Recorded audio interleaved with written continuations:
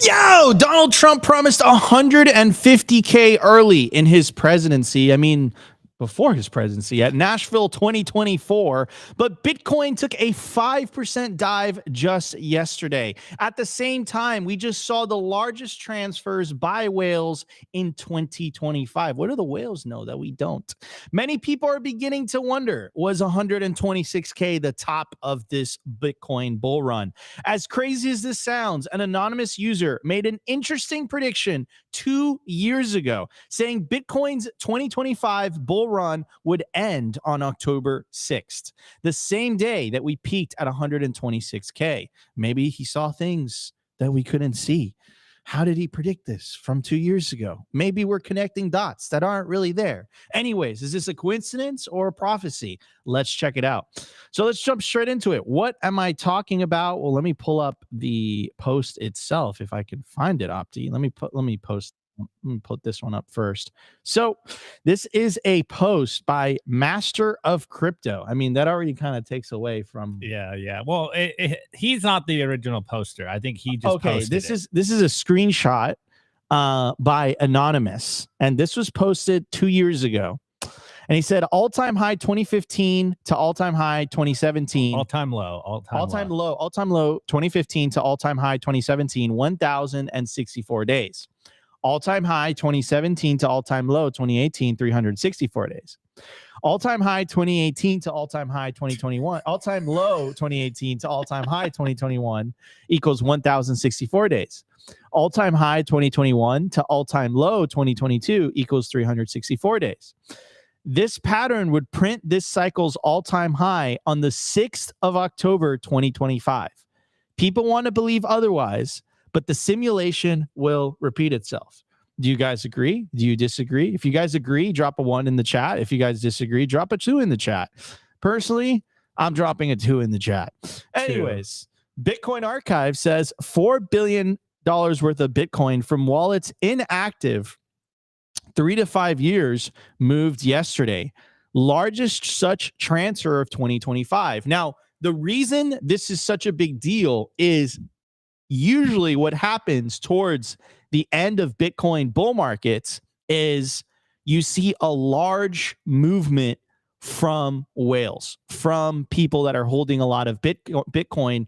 They start to cycle out. They start to sell some of that Bitcoin, and then the cycle just kind of, falls in itself. But something that me and Opti were talking about this last week or so, a theme was this idea of the Bitcoin, the Wall Street cheat sheet.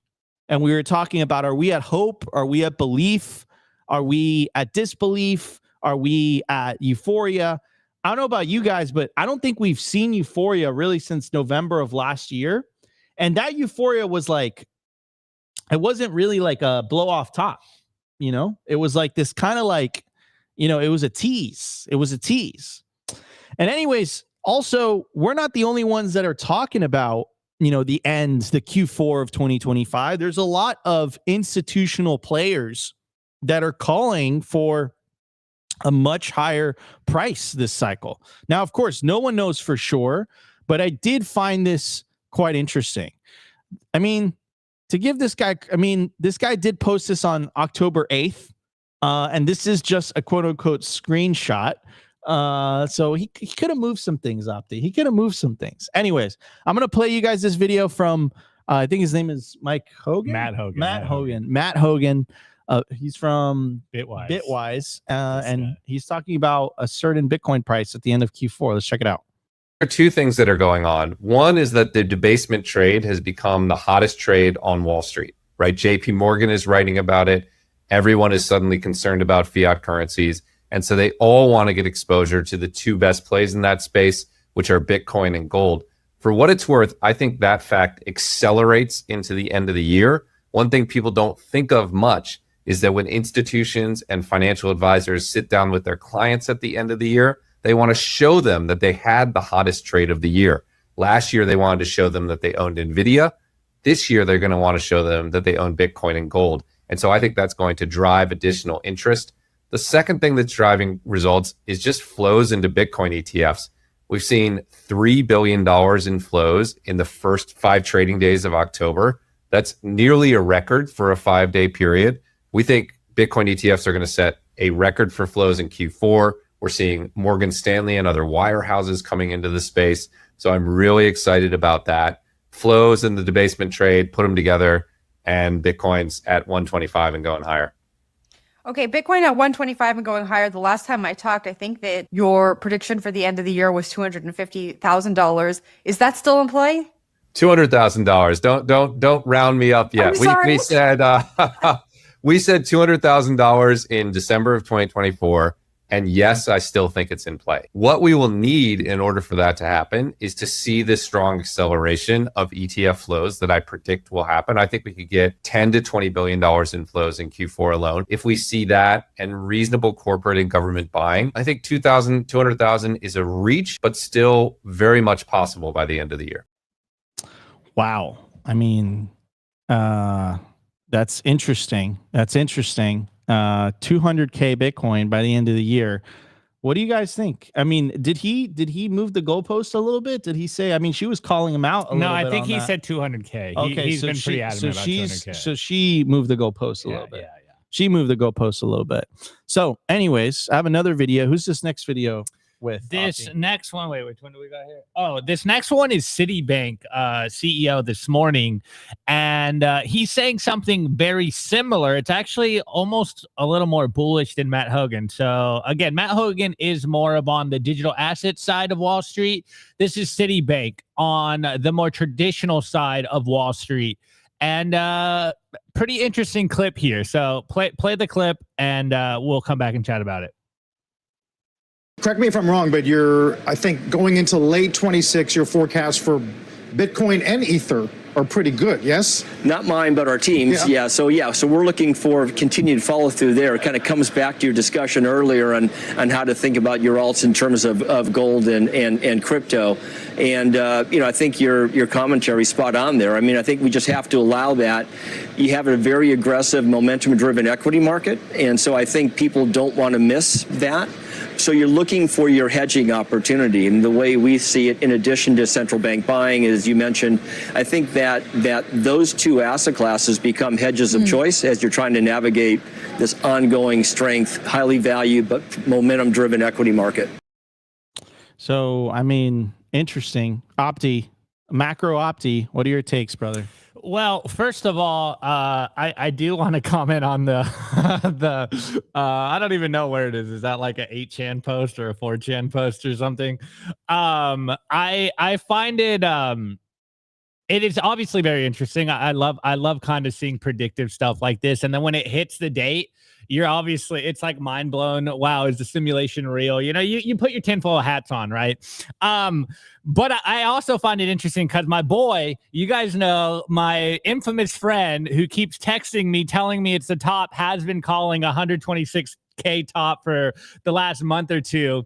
And he literally texted me last night, like, dude, bro, there's a, what is it? What he said? There's a bearish weekly divergence, bro. Like, we're going down 126K top.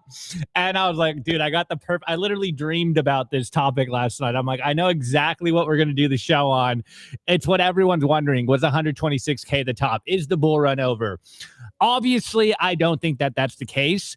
There is a lot of people that are saying it is the top. They have a lot of reasons for this. You know, you can say simulation's real. I predicted this, a prophecy, coincidence, whatever. You could chart boy, you could TA and be weekly bearish divergence. And then I kind of back-checked that this morning, and there was multiple, you could say, weekly bearish divergences from the 2015 bottom to the 2017 top, the 2013 bull run. You see this happen all the time during bull run. So I'm not really, trading my bags on my buddy's prediction here on his TA chart boy. Hopefully he'll jump in the chat and start trolling me. But I think what we're seeing right now is obviously a very healthy kind of correction. I'm kind of looking at it more of a cup and handle type TA chart boying, where we just broke all-time high. We did get the highest, weekly close ever. It's pulling back. It's kind of testing that support, and then I think we're going to get some action here, and we're going to start ripping. That's kind of, enough TA chart boring from Opti today. My more macro take is the reason I think these two clips are very interesting being played back to back is because what I've been telling you guys about what's going on with gold and what we're seeing the narratives around on Wall Street. I was telling you guys, I did chat with my dad last night, and he's super hyped on gold. I was kind of trolling him and my mom about his gold bags, and he's like, "Yeah, I bought these bags in like 1985. They're doing really well." And I was like, "I'm proud of you, Dad. Like, good for you, good for you." But we're seeing a lot of things happen, and Matt Hogan said it very directly. The debasement trade is all the rage right now. That is the narrative that I think people are having in the back rooms. Is exactly what the Citibank guy said. He said exactly the same thing, but in a different framing. He essentially said, look, people are looking at what's going on in the markets, and they're trying to figure out what their hedge is going to be. Obviously, the main hedge for everyone is gold. We've seen this play out. And, who knows how high gold is going to rip? I did see Jim Cramer this morning tweet and say that he's been bullish on gold for a while. So maybe this is the pullback that Bitcoin needs in gold for it to start ripping in our kind of sector of the traditional financial markets, or rather in our sector of the macro markets. But this is like the big trade. I think Matt Hogan's right. We've heard it from the Citi guy, the Citibank CEO. He said the same exact thing. Everyone is looking for a way to hedge themselves. What they're seeing right now is starting, it should make them feel a little uneasy. If you're seeing gold rip this hard, and further, we're not going to cover it today, but if you're watching what's going on with the Japanese yen right now, there's a lot of crazy stuff going on in macro markets that should be giving traditional investors concerns. And this is why they're piling into gold. And I think once gold does hit, some slowdown, a little bit of a pullback, once the steam kind of runs out in gold a little bit, I'm not saying it's going to dump. I'm just saying I think that at some point soon, we will see some kind of slowdown in gold. And that is the perfect setup for Bitcoin. Now, there are a lot of predictions right now saying that gold's going to rip to like 4,900 in 2026, which really makes me think of this whole idea of like a crack up boom in the economy. And if that's the case, then I think the 4-year cycle in Bitcoin might potentially be coming to an end. And the reason I'm saying that is, again, another thing that Matt Hogan said. As I've been telling you, again, I was talking to my mom last night, and she actually had like a pretty interesting insight. I kept telling her what I tell you guys on the show constantly is like, most people have no money right now. And a lot of people are struggling. And this is why I think the retail hasn't really came back into Bitcoin or even crypto markets. One, they probably got burned during the FTX crash.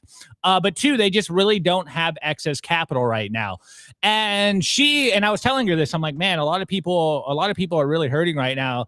And, Bitcoin, I think, is in a really good place. And she said, yeah, there's going to be a lot of people that have this like should have, could have, I wish I bought Bitcoin then. And I was telling her, and me and Nico have been talking about this on the show for a while, that I think we're starting to see a setup right now where as Bitcoin rips, we're going to be kind of looked at as the bad guys. It's like, oh, these guys got lucky. They bought Bitcoin under 100K. Like, I'm not buying their bags. And I was just saying, like, we've been doing our best for the last 15 years to try to get everyone into Bitcoin, and they're still going to paint us a bad guy. And they're going to be like, I wish I would have bought in at this price, and they're not going to buy in. Anyways, I'm saying all this to say that it is starting to very clearly be proven that retail isn't driving the Bitcoin price anymore. And when you understand, or rather, if you take that as the given, then what you do need to be looking at is institutional inflows. And the BlackRock IBIT ETF in it of itself has become like the most successful ETF period out of every ETF right now. It is literally right now, currently, it's only, midweek, but it's the number one ETF being bought. There's billions of dollars of inflows going into it. There's billions of dollars of inflows going into all the Bitcoin ETFs.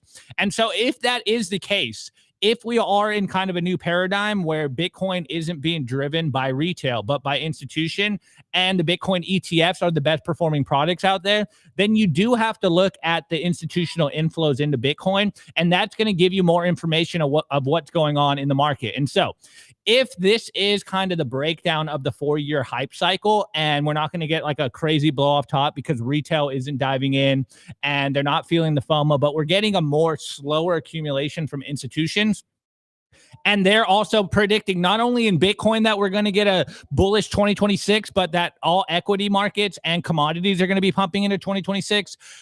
I think it's a very easy kind of prediction to think that 2026 will also be a good year for Bitcoin. And this really leads us into our last tweet here. I'm really glad we're bringing up this Balaji tweet because, you know, Balaji's been around for a lot longer. I would argue a lot more educated than I am. And he is confirming a lot of the things that me and Mitchell Hotto have been saying. And again, maybe I'm confirming my own bias. Not Balaji. Sorry, it's VJ. Sorry. I was thinking of his last name. We'll get to the Balaji one. I meant the VJ Boyaparty tweet here. So read this one, Nico, and then we'll chat about it a little bit. Yeah, absolutely. So Opti is macro Opti, and it's really, really impressive. Dude, just watch gold, guys. Gold is telling us everything. Opti's become a macro expert covering Simply Bitcoin. Anyways, so this kind of goes back to the points that Opti was making regarding this cycle. Actually, you know, I want to give credit where credit is due. Shout out Mauricio, co-founder of Ledin, because he's the one that actually said it to us many months ago. Agreed. He said that this cycle is different because the main buyers of Bitcoin this cycle are institutions, the smart money. And smart money doesn't just smash buy, right? They don't just say, okay, you know what, Bitcoin hit all. I do, but they don't. Bitcoin hit 126,000. Let's smash buy and buy some more Bitcoin. That's not what they do, right? So what they do is, and you saw Saylor, the reason Saylor was able to accumulate so much Bitcoin without moving up the price. You imagine if Saylor just went on like Coinbase or something and he just bought Smash bot, like we would have. Wait, isn't he already doing that? We would have gone to 500K already. But the reason he didn't run up to price is because Saylor was buying in a fashion where he would buy just a little bit every day, so it wouldn't make the price go crazy. And when you buy OTC, when you buy over the counter, it doesn't really move the needle that much to a certain extent, right?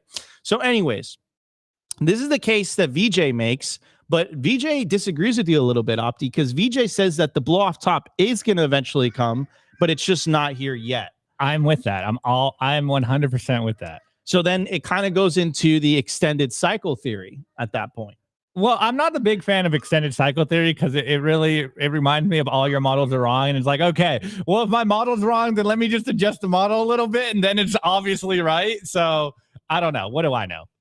Anyways, guys, if you guys are enjoying today's show, make sure to smash that like button. Really, really helps with the algos like usual. Shout out to the Rumble audience. Shout out to the Primal audience. Nostr via Primal. Shout out to the YouTube audience. Just broke 500 live viewers. And of course, shout out to the X audience. Always coming in strong. If you guys are enjoying Simply Bitcoin Live, make sure to smash that like button. Help us break 100 likes within the first 25 minutes of the show. Anyways, I do want to read you guys this post by VJ. He says, this bull cycle has been characterized by long periods of consolidation. Quote, between the parentheses, the grind, followed by brief but powerful rallies. It is clearly different to the parabolic moves from prior cycles because it's no longer being driven by retail FOMO. This is much healthier because this is monetizing Bitcoin. The final parabolic phase of a bull market, parentheses, it will come, is pure speculation. And most of the people buying are not doing so out of any conviction or desire for long-term savings, but out of a short-term desire for a quick trading win.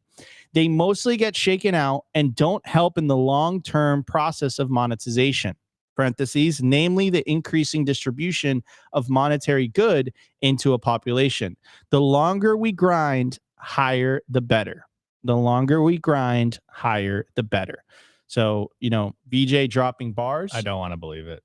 And I will say about VJ, you know, this is a man who wrote the bullish case for Bitcoin, one of the best pieces.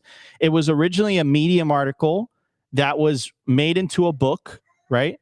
So he's contributed tremendously to the space. Then before I pass it on to Opti, I want to talk about this because you were mentioning Balaji earlier on. Let me make us a little bit smaller. This one's old. I think it already did. Opti, why is this significant? Why is it significant that gold is about to flip treasuries? First of all, let's give context here. What are treasuries and what is gold? And why is it significant that gold is about to flip treasuries? Well, I mean, I don't know if my example, my definition of what treasuries is the best example here. Okay, Because I was just going to say they're government IOUs, guys. Give the meme explanation and then give the real explanation. So I did. They're government IOUs. It's government debt that is basically a cash equivalent. And essentially, the reason this is significant is because treasuries have essentially been the risk-off store of value right now for everything around the world. Like, the world runs on treasuries, basically. Like, it's built on treasuries. It's built on government debt. And essentially, you know, a treasury is you basically give the government money and then they say they're going to pay you back based on the interest. And as you're seeing from a lot of the conversations between Trump and Powell right now is this conversation over the interest rates of treasuries, or you can think about it, how they can incentivize or interest someone into buying treasuries so that they can store treasuries. But what we're seeing is most people do not want to store or hold treasuries right now because there's no returns. And if there's no returns to treasuries and people are dropping that for gold, then what is that telling you about the traditional financial system? Is that people are moving away from treasuries and they're trying to find a different asset to store their value in. And right now what we're seeing, this was actually a couple of weeks old. Recently we saw that central banks have basically acquired gold at the highest level in about like our lifetimes, in like 30 years.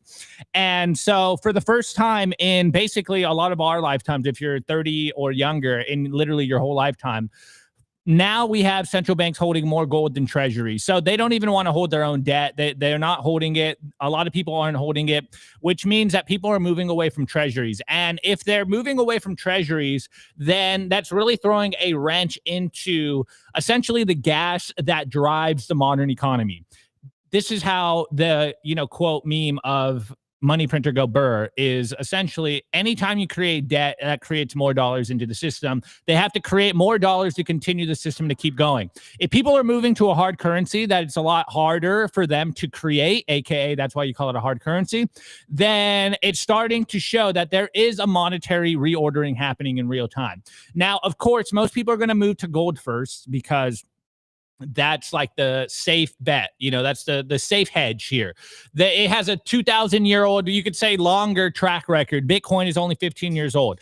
And so you're starting to see that where we are right now is people are playing hot potatoes. They don't want treasuries. They don't want government debt. They don't believe in the institutions that they will get a good return in 30 or even 10 years from now. And so people are looking for something that will give them a good return. Obviously, from our perspective, we think Bitcoin will give the best return period going forward. But if you are more of a conservative person, a la what a central bank is or an institution, then you're going to buy gold.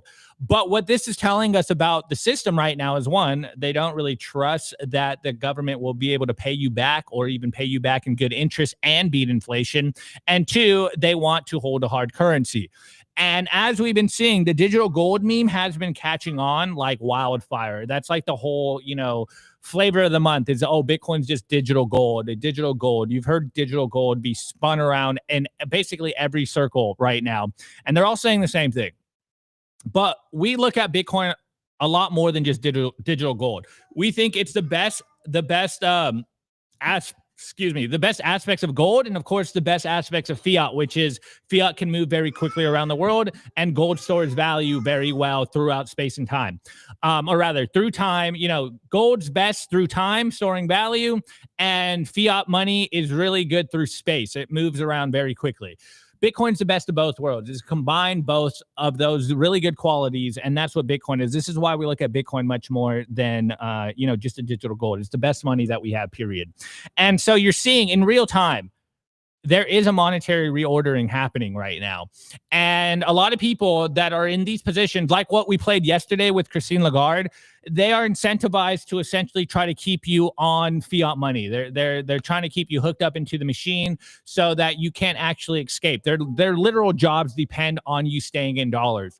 But now the secret's getting out, aka they've been calling it the debasement trade. That if that is the new kind of trade, if that is the new meme catching on Wall Street, then everyone is looking for the best place to store value.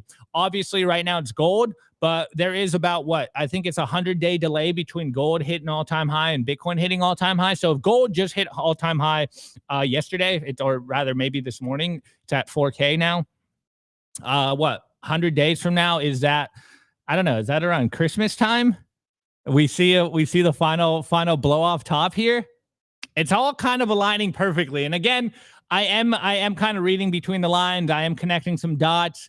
I am kind of, confirming my own biases here. But I think all the mimetic power right now is in our favor. And if everyone is basically seeing what Trump's been saying, he's been calling it the Mar-a-Lago Accords for a while. They all know the game. Inflation's going pretty crazy. They're going to cut interest rates basically into a stagflation economy. You got to find something better that's going to beat everything. Listen, I don't want to hear about the Mar-a-Lago Accords. He's got to hold the Bitcoin Accords at Mar-a-Lago. All right. He's got to fulfill his promise. 150K. And invite all the world leaders and tell them to smash buy Bitcoin, because if not, he's not going to keep his campaign promise.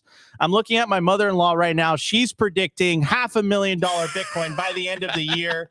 I'm telling the thousands of you guys watching right now, my mother-in-law is making eye contact with me right now, and she's saying $500,000 Bitcoin. Or you're disowned. Very, very aggressive. Very, very aggressive. I didn't say it. She said it.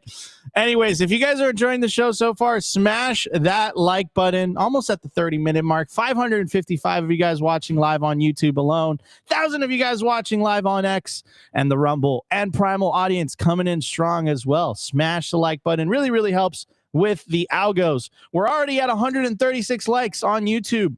Smash the like button. Help us get to 200 likes. Anyways, guys, it's going to be a fantastic show. Senator Lummis, the Bitcoin senator, was attacked by the previous administration. Let me rephrase that. How do I even say this? Don't ask me. The previous Senator Lummis was targeted. She was looked into by the previous administration, and that is like unheard of in American history, right? The controlling political party using the power of the state and law enforcement to look into political opponents. Now, we're not going to get into all the other things because this is a Bitcoin show, guys. If you want, political content, go look at political shows. But we are going to focus on the Bitcoin angle of it, because I think that's what was the root of the investigation. I think the root of the investigation was, remember, the previous administration was extremely hostile towards Bitcoin. They didn't like Bitcoin. They didn't like it. That's actually one of the reasons as to why President Trump is so pro Bitcoin. They didn't like Bitcoin at all. And that actually created an opportunity for the opposing political candidate to run on that platform. He wanted to run on the platform of like, listen, if you vote for me, I will get, I will get the Biden administration off your back. I will, to quote Trump, with the hands and everything, I will end the war on crypto. I will end the crusade by Elizabeth Warren on crypto. And that's exactly what the Trump administration did. But more skeletons are coming out of the closet. They looked at Senator Lummis. They were, I can't even say the word, right? They were looking at Senator Lummis. They were looking at Senator Lummis while she was a sitting U.S. senator because of her views on Bitcoin. And that is unheard of. That's crazy to me. So we have the video of her on Legacy Media. We have the clip. We're going to play it for you guys. We're also going to be talking about the implications of it. We're going to be talking about the importance of the upcoming midterms that are happening in 2026.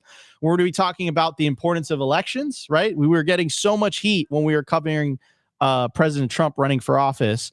But it was super, super important. And then during the news segment, Square brings Bitcoin to Main Street with first integrated payments and wallet solutions for local businesses. So I think that is massive, massive news. We're going to be talking about the implications of what that means. And then, of course, during the culture segment, Opti has something lined up for you guys as well. So if you guys are enjoying the show, like I said, make sure to smash that like button, and we're going to be right back in just a bit. But before we do, I do want to give a shout out to Simply Bitcoin's lead sponsor. Guys, this is the best place to build your automatic self-custody Bitcoin stack.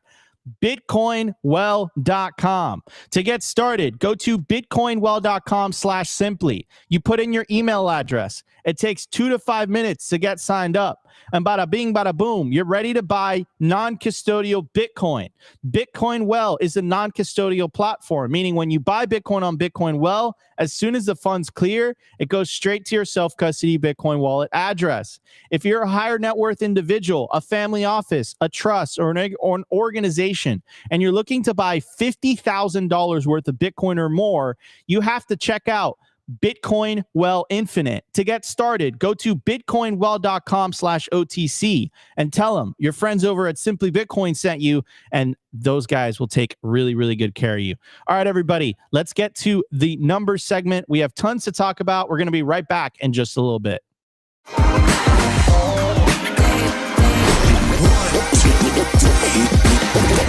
I want to give a shout out to our partner, StampSeed. Is your Bitcoin in cold storage really secure? Are your seed phrases really secure? StampSeed's do-it-yourself kit has everything you'll need for you to hammer your seed words into commercial-grade titanium plates. Instead of just writing them down on paper, paper is fragile. Titanium plates are strong. Your words are actually stamped into the titanium plate with this hammer and these letter stamping tools. Once the words are in, they aren't going anywhere. No risk of the plate breaking apart and pieces falling everywhere. Titanium stamp seeds will survive nearly triple the heat produced by a house fire. They are also crush-proof, waterproof, non-corrosive, and time-proof. And now you can customize your titanium seed plates. You can upload your design or logo, and they will laser engrave it on the back of your seed plate, the opposite side of where the words are. Stamp your seed on StampSeed and use promo code SIMPLY to get 15% off anything on the stampseed.com store.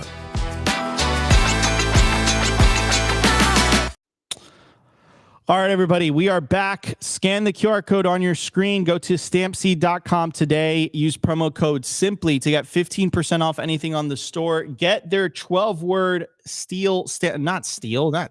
titanium plate right now. They just came out. It's a 12-word plate. You guys were asking for it. They delivered. Head over to stampseed.com today. Use promo code SIMPLY to get 15% off anything on the store. At the time of recording, the Bitcoin price is $123,140. Block height, 918,214. Sats per dollar, 812. Market cap, 2.45 trillion. Bitcoin versus gold market cap, 8.53%. Decline from all-time high, negative 2.4%. Realized monetary inflation, 0.84%. Anyways, this is crazy. I really recommend watching... if you guys want to get kind of caught up, watch the Pam Bondi testimony in front of in front of the Senate Oversight Committee. It was highly entertaining. Her and Adam Schiff went back and forth. It was fantastic. I really recommend watching the whole thing. But we are a Bitcoin show, so we're going to focus on the Bitcoin policy side of things, the Bitcoin politics side of things. And I know what everyone's saying. It's like, Nico, Bitcoin's apolitical. It is apolitical. The technology itself is apolitical, but the implementations of the technology, and if enough of the percentage adopt a Bitcoin standard, the implications of that is extremely political, right? So I do want to cover this. This is Senator Lummis, the Bitcoin senator, and she says, this is her words: I was a target of FBI surveillance because of my politics, which are how do you say that? Antithetical. Thank you. That is a hard word. Antithetical to ultra certain political ideology, administrative state control. Imagine digital IDs and CBDCs. Everyone who dares to think differently and not align with the current thing will be a target. It would put a chill on freedom, right? And I think she has a really good point. And I think the reason that she was targeted specifically was because Senator Lummis was the one who was pushing forward she was the one who was pushing forward the Bitcoin policy, right? She went on stage. Remember, Nashville 2024, when Trump made his historic speech in front of a Bitcoin audience, it was Senator Lummis shortly after that followed him and showed it to the crowd about the Bitcoin bill, Bitcoin Act. And then I got to interview her in January to talk to her about what the current status is of Bitcoin Act 2.0. So does it surprise me at all? Because if you guys were not paying attention, it was essentially reported yesterday that during the previous administration, 8 senators were being looked at by law enforcement by the previous administration. This is unheard of. This has never happened before in American history, where sitting duly elected senators are being watched by law enforcement, right? That sets a very dangerous precedent. This has never happened in the United States. But the reason that I believe Senator Lummis was targeted was because of her pro-Bitcoin stance. And you know how the previous administration felt about Bitcoin. All the coverage that we did regarding Operation Choke Point 2.0, right? Kind of revealing all the different things that the previous administration was doing, using legacy media to paint a certain picture. You guys noticed that as soon as President Trump got elected, all of a sudden New York Times and Wall Street Journal, and then it's all of a sudden all that Bitcoin FUD that me and Opti spent like three or 4 years combating literally disappeared from one day to another, right? It makes you ask questions. And now we're starting to see the truth. This is a big deal. And this once again confirms that Bitcoiners and the people that were representing Bitcoiners in Washington, D.C. were targeted by the previous administration. Anyways, here's a clip of Senator Lummis talking about it on the legacy mainstream media. Let's check it out. Senator, shock was the word that your colleague Ron Johnson from Wisconsin used earlier today on Fox Business. Listen. It should shock, it should outrage every American. Quite honestly, by now, it should be obvious to every American that it's not the Republicans that are a threat to our democracy. It's President Obama, it's President Biden, it's the radical leftists that have served and support them. So the FBI tells Fox that his team tracking the senators were able to see which phone numbers they called, Senator, the location the phone call originated, to your point a moment ago, and the location where it was received. What other information have you been given from the FBI about the tracking that occurred? I only know what you just recited. And so more work has to be done, both by the FBI and the Department of Justice, as well as those of us who are on this list, to find out what were they after. They think we knew something that they didn't want us to know about the 2020 election. I mean, obviously your mind goes in a variety of different directions, but it all leads to one place. What Ron Johnson said is right. It is the Democrats who are now accusing Republicans of being insurrectionists and garbage and using terminology for us. They were deploying the very techniques they're accusing us of doing. So if you just put the political context aside, oh, sorry about that. If you just pull up the political context aside, right, because again, obviously, one political party is going to talk negatively about the other political party, and then one political party is going to talk negatively about the other political party. They're just trying to get voted in, right? But if you take away the noise and you only focus on the signal, which is really what I want to focus on, is that the senator that is representing the Bitcoin movement in the United States was tracked by the previous administration. That is crazy to me. Mind you, this is the senator who's against central bank digital currencies, who's against digital IDs. In this last post, she said, imagine digital IDs and CBDCs. Like if they're doing this without digital IDs and without CBDCs, could you imagine the world with CBDCs? And mind you, all of this is unconstitutional. All of this. No unreasonable searches and seizures, right? The freedom of speech that we're supposed to have, right? That is protected, but it doesn't matter. And as Bitcoiners, we fundamentally understand this. We have a deeper understanding, I think, of this concept. And I think the reason is very simple. Like, we understand that as long as the state has a monopoly on the control and issuance of money, then there's a misalignment of incentives between the state and the people the state is supposed to represent. It's not a coincidence that the most popular president in the Americas, Nayib Bukele, is the president of the first country that made Bitcoin legal tender. That is not a coincidence. That did not just happen by happenstance.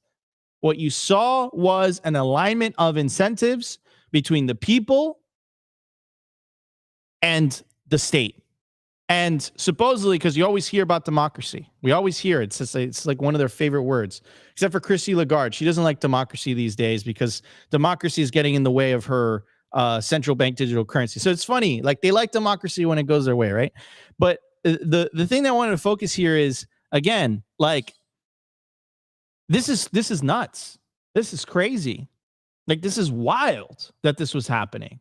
This was wild that this was happening. And then one last thing I'll say is, guys, if you think this is over, you've been putting your head in the sand.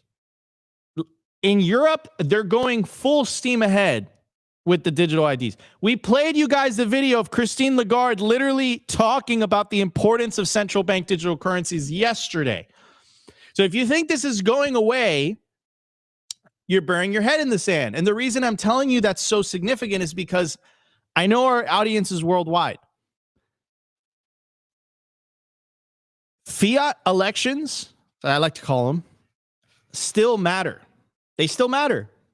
I think a great representation of that was the election of President Trump. As much as he is flawed, as much as he might not like policies that you like, as much as you might not agree with him on everything, it is undeniable at this point that he was extremely positive towards our industry. Was he positive? No, he's imperfect, but we're all imperfect. And again, that's not an excuse, but you have to understand that at least in the US, it's a two-party system. So you only have two choices. And last year we had a choice. We either had the pro-Bitcoin candidate or the anti-Bitcoin candidate, pro-CBDC candidate. Those are the two choices on the ballot last year. And we had to choose.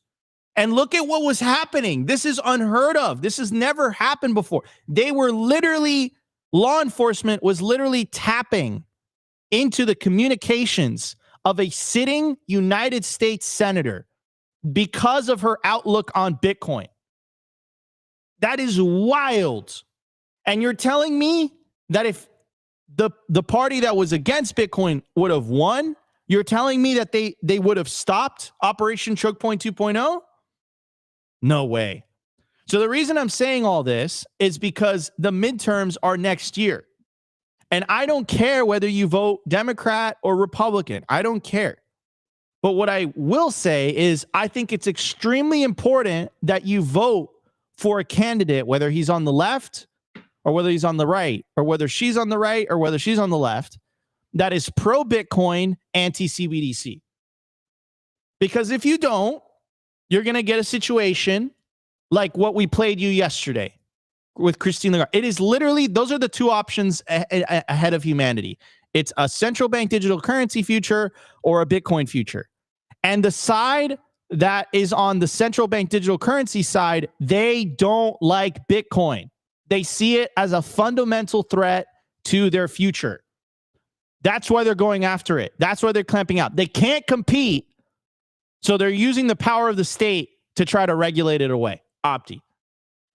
Yeah, I mean, while you were going, I was trying to think of, like, what crazy political stances does Senator Lummis have? And it's like nothing except for Bitcoin. And that's why they're tapping her, you know, her cell phone records and all this stuff. Like, that's the only thing that she said that would, I guess, is outside of the status quo. And it really kind of drives home your point where Bitcoin is not part of the old guard's political kind of plans here, and it is a wrench in their plans. And this is why we are Bitcoiners in the first place. This is why we love Bitcoin so much. This is why we think Bitcoin will fundamentally change everything, is because, as we always say, fix the money, fix the world. And I know it's just like a very mild meme at this point, and a lot of people have problems with it. It's like, just fixing the money is not going to fix all the problems, bro. And we're like, we obviously know that fixing the money isn't going to fix all the problems.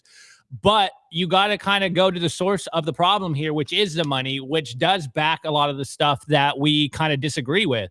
And if just being a Bitcoiner is enough for you to be targeted, then I think it tells you a lot about what they want from the world. As we were saying yesterday, it's not hyperbolic, or rather we say it like every day.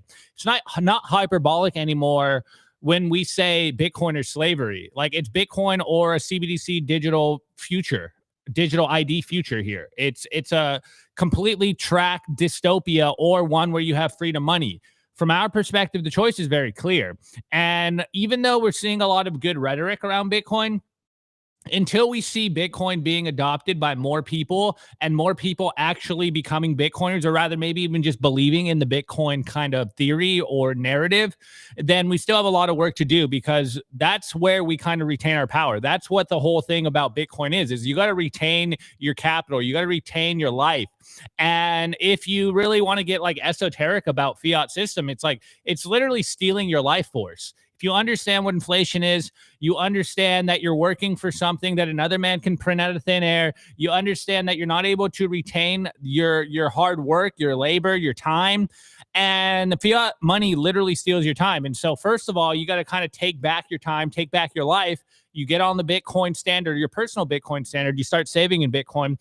And then once everyone does this, then I think this ripples out into everything else. So it is absolutely, I don't know if I want to say insane, because at this point, nothing really surprises me.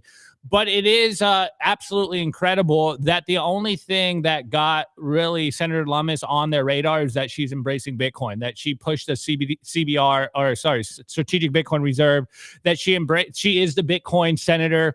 Like, that's the only thing that she really did that's outside of the status quo.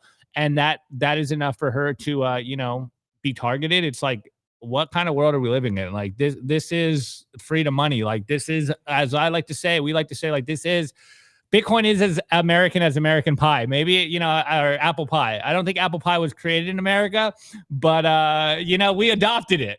And I think Bitcoin is literally like one of the best representations, one of the best technologies right now that is representing all of the things that have been created in the past that represent what we like to push on the show, is freedom, sovereignty, respect for your time, respect for your work, and storing it in something that will help you prosper. Like, I thought that's what this country was about. And then somewhere along the way, we kind of got sidetracked here, I guess, to put it nicely. But it is nuts that it is coming out. And I mean, Nico, are we really surprised? I think we probably were saying this a while ago, that this was going to be the very thing that happens. I've been telling you guys for a while that I've been seeing this kind of trend in media headlines for a while now, that Bitcoiners are going to be made to look as the bad guys. And it goes back to what I was saying in the beginning of the show. I was having that conversation with my mom, and I was telling her that exact same thing.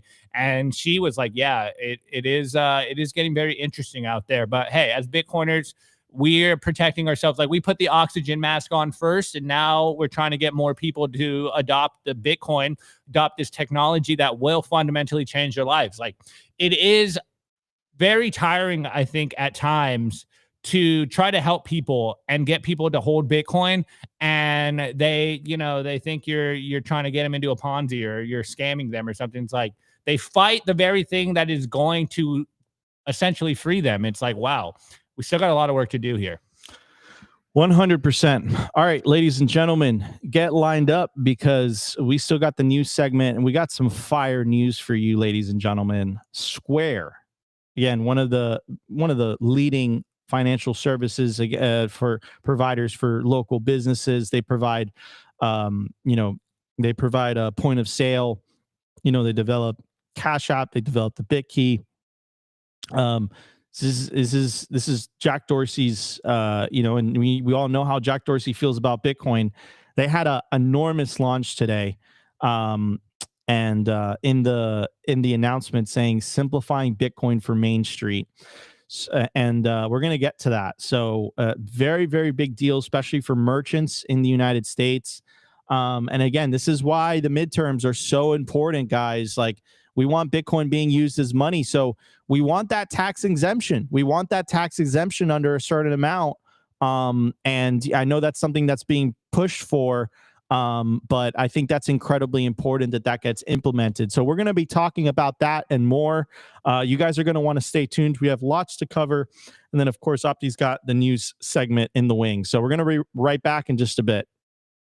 I want to give a shout out to our partner, Ledin, the leader in Bitcoin-backed loans. Unlock the liquidity in your Bitcoin without having to sell your Bitcoin. They've issued $9 billion in loans to over 10,000 customers since 2018. I absolutely love these guys. Not only do I have an account with them, but I also have a loan. And what I love about them is that there are no monthly payments, and you could pay back the loan at any time. As soon as you send your Bitcoin as collateral, you'll have cash in your account within 24 hours. Over 1,000 five-star customer reviews, and they've never lost a single dollar or sat of customer money. Go to learn.ledin.io/simply today, and you'll get 0.25% off your first loan. I want to give a shout out to our partner, sat123.com. Sovereignty isn't just about your money. It's about your communications too. When the grid goes down, most people go dark. Cell towers fail in hurricanes, cyber attacks, and blackouts. But satellite phones, they don't rely on local infrastructure. Iridium has 77 satellites in orbit, giving you a direct line anywhere in the US, even offshore. If you hold your own Bitcoin keys, you should hold your own comms too. Sat123.com also has everything you need to start building your Bitcoin citadel. Starlink, battery backups, Faraday bags to protect your hardware wallets, and much, much more. It's a one-stop shop for anyone serious about resilience and off-grid independence. Stay connected, stay independent, stay sovereign. Go to sat123.com/simply today and use promo code SIMPLY to get 15% off anything on the store.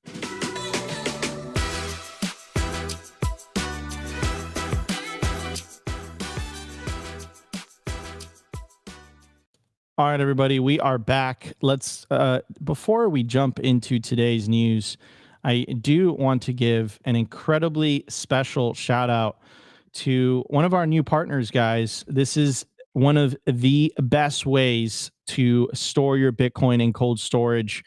Guys, this removes the complexity. That's what BitKey does. It is a multi-sig Bitcoin cold storage hardware wallet. It removes the complexities of what you usually run into with hardware wallets in terms of the UI, in terms of installing it with a software wallet that you have to download from a computer.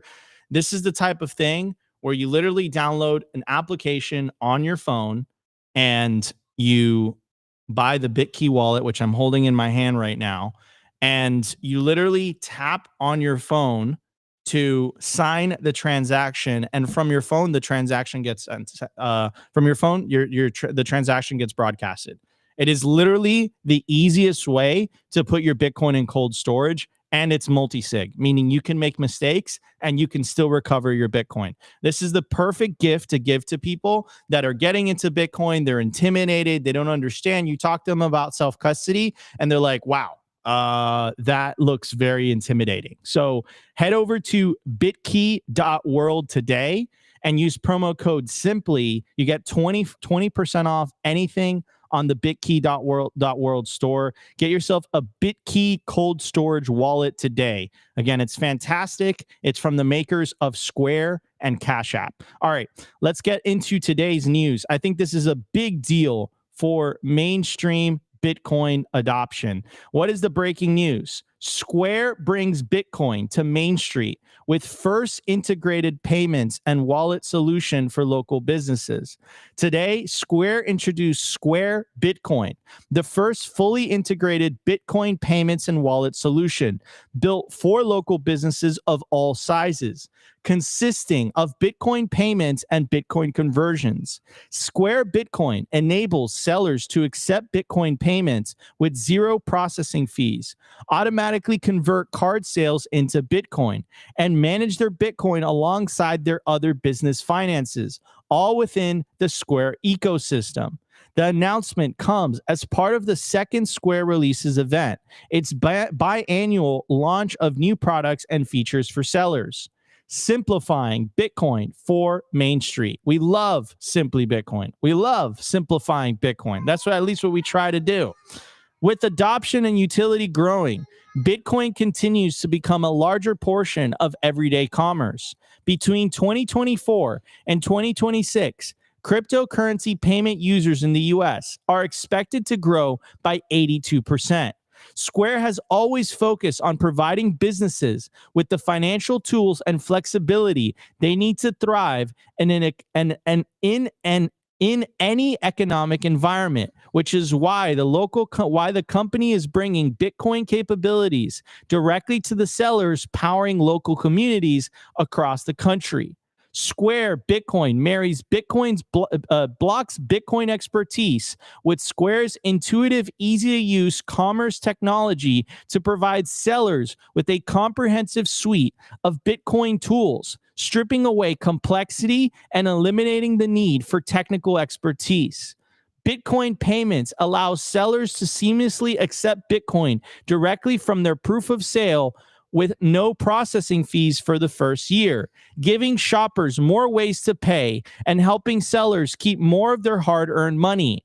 Bitcoin Conversions enables sellers to automatically convert a percentage of their Bitcoin Conversions enables sellers to automatically convert a percentage of their daily card sales into Bitcoin, helping them diversify their long-term savings from the same platform they already use to manage their business. A Bitcoin wallet built natively into Square lets sellers manage their Bitcoin alongside the rest of their finances with buy, sell, hold, and withdrawal functionality integrated directly into their dashboard. This is massive. Here is a comment from one of their users. Years ago, Bitcoin transformed how we think about building wealth, and Square is simplifying our ability to bring that mindset to our business. Okay, this is absolutely massive. This is a huge deal. And let me break down the reasons as to why this is more significant than you would think. Okay, so as a business owner, I'm telling you, it is a nightmare to implement how Bitcoin is today. It is a nightmare from a tax accounting perspective, from a payroll perspective, from a payments perspective, for you to conduct your business in Bitcoin. You are almost forced to conduct your business in fiat because conducting your business in Bitcoin is literally a nightmare currently with how regulations are and how infrastructure is. It's not. His proof is taking everything. That's so funny. I've been trolling you, dude. I've been trolling you. So this is, and people in the chat get upset. So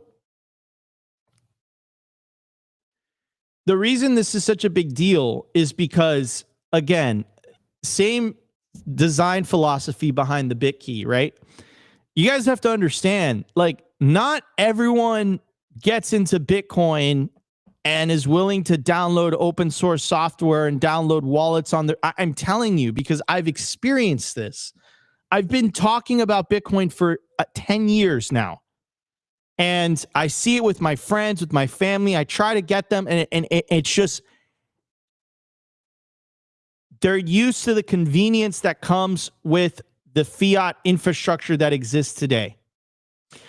What Square is doing is genius, because what they're doing is that they're building out the infrastructure so that regular, everyday human beings could use it. And I'll give you an example. So back in the 90s, the theory was that every single person was eventually going to have a desktop computer in their home. And that theory kind of proved to be right. Where they got it wrong was that computer wasn't going to have a mouse, wasn't going to have a keyboard. It wasn't until Steve Jobs made that computer, keyword, human friendly. Because the reality is that now it's a little bit different. But the reality is that at that point, not everyone was going to take the time to learn how to use a computer. Now, everyone kind of does. But let me ask you something. What computer do you use the most on a daily basis? Is it your desktop? Is it your laptop? Or is it this thing right here? Because make no mistake, this is a computer, but this is a computer that is human friendly. It's made for human beings. You can use your thumbs to text, to type, to pull up the apps, to swipe. I would say they made them too good because of how addicting they are, right? This is, I think, what Square is trying to do. They're trying to make Bitcoin human friendly, because I think Bitcoin right now is not human friendly. It's incredibly complicated to the everyday person. I would say it intimidates them. Like the idea of self-custody, the idea of integrating Bitcoin into your business is absolutely terrifying.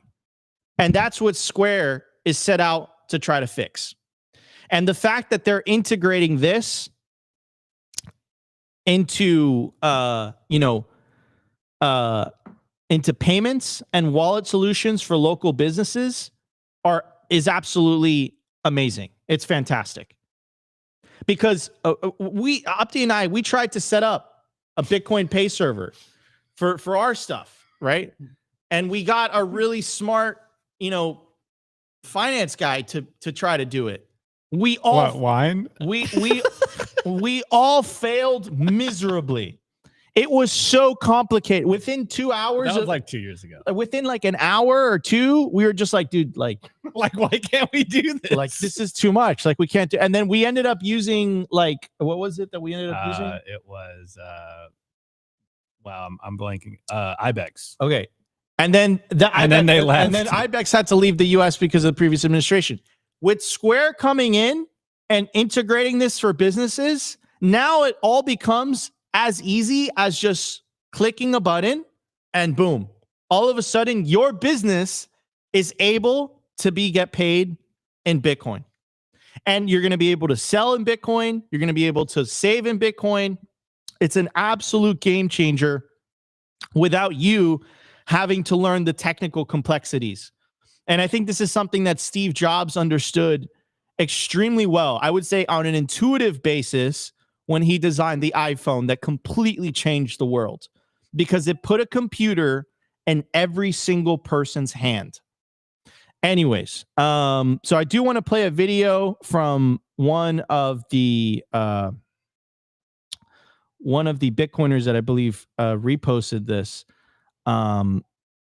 I do want to play that video here. Let me pull it up. There we go. And it says, connecting the ecosystem with Square has been the dream since we launched Bitcoin and Cash App in 2018. Starting today, all merchants can now seamlessly stack Bitcoin behind the scenes from their daily sales.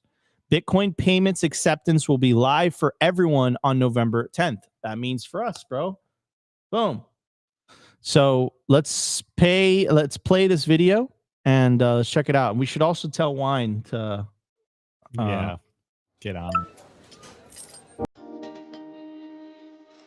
Bitcoin can help diversify how you spend, save, and invest in your business, especially when every swipe of a credit card eats away at your bottom line. Let's say you run a local grocery chain. Most purchases are small, like a bag of produce or a gallon of milk, so credit card fees start to add up fast. With Square, you can now accept Bitcoin with zero payment processing fees, no chargebacks, and near instant access to funds. And you choose how money settles into your account, whether in USD or Bitcoin, instantly and right from your Square dashboard. Whether you're aiming for short-term goals or planning for the long haul, you can automatically convert a percentage of your daily card sales into Bitcoin. No extra steps, no added complexity. It's a smart, seamless way to build savings in the background, all while keeping your day-to-day cash flow predictable. And when tax time comes, you'll get the paperwork you need right where you find your reports and bank statements. Bitcoin is just another way for you to take control of how your business makes and spends money. Enable Bitcoin payments and conversions in your Square dashboard. Head to squareup.com/Bitcoin to learn more. Boom. That is a massive deal. Now you're going to see local businesses, small businesses potentially having Bitcoin treasuries. And it's going to be absolutely massive. What's going on here? Happened there? Whoa. What happened there? There we go. So yeah, I mean, that's a pretty big deal for Bitcoin adoption. Big win. Shout out to Square. Yeah, anyways, someone in the chat saying YouTube needs to implement Bitcoin tipping. I know Rumble is about to launch their wallet, and you guys will be able to zap us. If you're watching us on Nostr, you can zap us already. I think we got 21 sats today. Appreciate it. So yeah, guys, generational wealth. Abdi, what do you think, bro? This is a pretty big deal. Yeah, well, as I've been saying for a while, I think it's super impressive what Jack Dorsey has been doing lately. I'm sure you guys, actually, we played them on the show a couple of times. He's been really beating the drum on this idea that Bitcoin needs to be used as like a peer-to-peer money and building the parallel economy. And he's not just saying it, he's now implementing it in all of his products and all of his businesses, which is, I think, the coolest aspect of this. And I agree. I brought this up the other day. I was watching the Ashton Kutcher Steve Jobs movie. And when they did that one, when they did their first release of the Apple computer, they went to that computer parts store and they just kind of gave like the computer, like build your own kind of computer. And the guy was like, look, no one wants to build a computer. They just want a computer out of the box ready to go. And again, as like a Bitcoin, it always revolves back to Bitcoin. I was like, dude, that's exactly where we are right now. I don't care how this computer is built. I don't understand how the computer works. I just want it to be able to do everything else that I want it to do. And then later on in the movie, it's like, we're not selling computers. It's like, we're selling the limitless opportunities that people can do with computers. And that's like the real genius of what Steve Jobs did, is kind of marketing the computers for the creative stuff you want to do with your life. And I kept thinking on Bitcoin and this idea that we don't really need to sell Bitcoin to people anymore. It's like no one really cares about the tech. And I don't even think people should really be focused on the tech. I think only we were, and I've said this for years now, I think we only needed to understand the tech because it was so new. But we're getting to the point now where people just want to use it for better savings. People just want to use it for better payments. People just want to use it to live their lives. And I think Jack Dorsey, with what he's doing with Block, with Square, Cash App, with BitKey, with all the products he's launching right now, he is putting his money where his mouth is. He's like, look, I'm going to allow my users to be able to receive Bitcoin because I think the future of money is going to be Bitcoin. I think Bitcoin is the money of the internet, and I'm going to do whatever I can to help facilitate the use of Bitcoin as money. And now I don't know, what the numbers are off the top of my head of how many people use Square for payments, but I'm guessing it's in the millions, and I'm guessing it's one of the more popular payments processor or proof. Wait, what's it? POS, payment service processor. I don't know. I'm blanking right now. So I think this is also huge.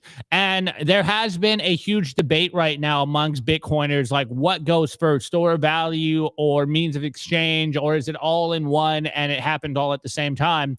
I've kind of been in the camp of it's all in one and happening at the same time. Well, obviously you need to have a money that stores value, but you also need that money to be accepted by a lot of people. And now we're starting to see the pieces kind of fall into place, that whether it's Square or anything else that's going to basically fast follow this, it's going to get into the hands of people that need it the most, which is just everyday people that need to get paid and store in something like Bitcoin, or rather everyone needs to store in Bitcoin. So I think this is huge.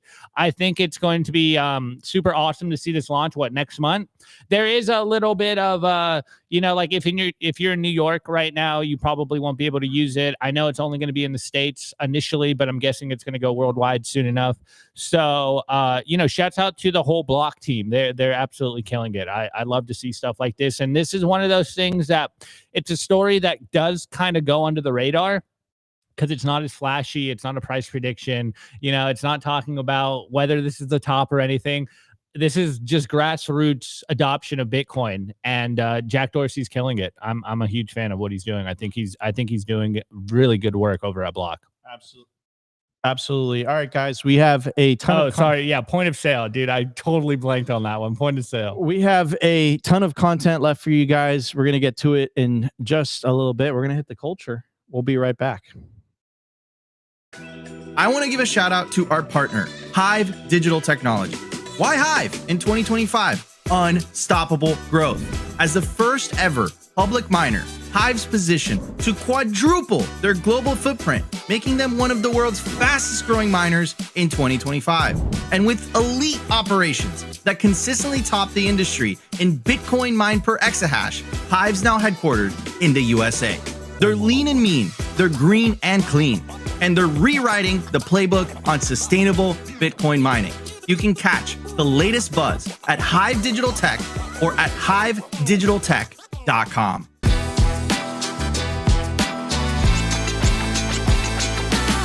I want to give a shout out to our partner, bitcoinben.io. If you're into freedom, Bitcoin, and building a real community, this is for you. Gain exclusive access to real-world, members-only, private clubs across the globe, featuring poker nights, expert-led classes, co-working spaces, educational meetups, live events, and more. Current locations include Sarasota, Nashville, Boston, Dallas, Las Vegas, and St. Louis, with new clubs launching soon in West Palm Beach, Scottsdale, Alabama, and beyond. Not to mention Bitcoin Ben's resorts in El Salvador. There's 3 of them, and they're absolutely beautiful. You'll also get access to the first fully backed Bitcoin bank with fiat ramps and savings accounts. It's called Private Key Bank, and you guessed it, it's based out of El Salvador. Go peer-to-peer with Bitcoin bulk buys, tap into home equity for long-term Bitcoin growth, and join their exclusive mining pools if you're interested in mining. What are you waiting for? Head over to bitcoinben.io, join today, where Bitcoin meets freedom.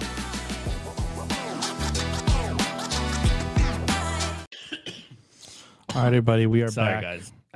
I was choking here. So guys, I saw this tweet yesterday, or wait, no, this morning. And we've been talking about this as Bitcoiners for a long time. And now it is kind of catching all the rage on Wall Street, you know, this idea of the debasement trade. And what we're seeing in gold is really showing you that people are losing faith in fiat currencies around the world. And this chart by Carl Menger, I think is it's such a good chart that I wanted to talk about today. So he tweets, he goes, "It took the U.S. 100 years to do what the Roman Empire did in 250 years. It's not looking good, folks." And you can see currency devaluation of the Roman denarius. This is 211 BCE to 275 CE. Losing basically all of its value in 250 years. And here we are with the dollar in about 100 years of losing or devaluing its currency. And since we are starting to see that the debasement trade is quote unquote like the new rage right now on Wall Street, I thought it very interesting. This is something that Bitcoiners have been talking about. And actually, I didn't pull this one up, but I'm sure you guys are familiar with this, the value of the dollar meme here. Is it pulling? Yeah, here we go. You guys have definitely seen this. We put this on the show, but if you're new, maybe you haven't. This, you've seen it probably in meme form like this for a while, but I think when you compare it to historical context, it's very interesting. And we brought all these different examples up on this show multiple times, but when you see it, again, in this kind of context and you realize what's going on, it should be like an oh shit moment for everyone. And of course, everyone's probably seen this one, the 500 plus years of world reserve currencies. And world reserve currencies usually only last somewhere between 80 and 100 years, sometimes a little longer. Spain in the 1500s to 1600s, 110 years. And here we are with, the US dollar. And we don't really know when we're going to hit that point. But you could argue it's, going to be around 100 years. So it could be in our lifetimes that we see the transition from the dollar into a new world reserve currency. Now, a lot of people are saying it's going to go back to gold. I don't believe so. Obviously, I'm a Bitcoiner. Oh, I lost it. I think it's going to be more on the lines of, wow, I lost a meme. Here we go. It's going to be more on the lines of this is what we're seeing happen. And now that it's becoming all the rage, I think as Bitcoiners, we're still ahead of this curve. I don't think a lot of people on Wall Street really believe that this is what's happening. And even though they are just here to try to hedge their gains and they see there's some kind of cracks in the system, I don't think they are as fiat doomers as a lot of Bitcoiners are. Now, when is this going to be the case? No idea, but we are seeing that this is happening in real time. And this is why I keep harping on this idea of the monetary reordering. We are living through it right now. And if you are not pricing your wealth in the right denominator, then you're basically getting wrecked right now. And so we're starting to see that everything that Bitcoiners have been saying for the last 15 years, and I would argue even longer before we even had Bitcoin, it's playing out exactly as predicted. It's just happening very slow. The day-to-day does get monotonous. You don't really see it happen. It's like, watching your child grow. You really don't know the difference until you're 5-10 years down the line. And I think this is what I've been saying this is what we're living through for the next 5, 10, 20 years. Is this phenomenon happening in real time? I don't think we're going to see one explosive moment where this changes. I think it's just going to be a slow realization that everyone slowly but surely gets to the Schelling point that is Bitcoin. And I just thought it interesting. Of course, maybe this is just the classic man thinks of the Roman Empire again. And since I saw it with the Roman Empire in that chart, it's like, wow, we really are living through some extraordinary times right now. And we're so blessed to have Bitcoin. Yeah, it's just awesome, man. Like we're living through some crazy times right now. And you guys are early to the race. This is the big short moment where you're looked at wrong because we're early, but that just gives us an opportunity to stack. And the price is it's almost back at 124. So I think Q4 is going to be kind of lit, Nico. I think the fireworks are on the way, man. We are still early, Chef Tommy. Yes, we are still early. I know 100K is a lot, but we are still 125 is still a lot, but we're still early. Yeah, I agree. Nico agrees. They mentioned Nico's mother-in-law. Mother-in-law wants Bitcoin to 500K so Nico can move out. Oh my god. What else? More comments. Opti, what's today's safe word? What didn't I say on today's show? Nico's bullish. There you go. When you hear Nico's bullish, it's Opti's safe word. Anyways, today that was October 8th, 2025. I'm your host, Nico's, my legendary co-host, Optimus Fields. I hope you guys enjoyed today's show. If you did, smash the like button. Consider subscribing if you feel like we provided you value. And we'll see you tomorrow for another episode of SB Live. Oh, Roman had slow pinners. Also, I do have to give a shout out to Mining Disrupt. It's coming up in Dallas, Texas, November 11th through the 13th. You're not going to want to miss it. Use the promo code down below, Simply Bitcoin, for 20% off, or you can just click on the link or scan the QR code on your screen. The entire Simply Bitcoin crew will be there. So hope to see you guys in Dallas, Texas, November 11th through the 13th. It's going to be fantastic. It's going to be fabulous. So hope to see you guys there. Anyways, love you all. We'll see you guys tomorrow for a brand new episode of SB Live. Today's episode was brought to you by BitcoinWell.com, a Bitcoin-only platform on a mission to enable financial independence.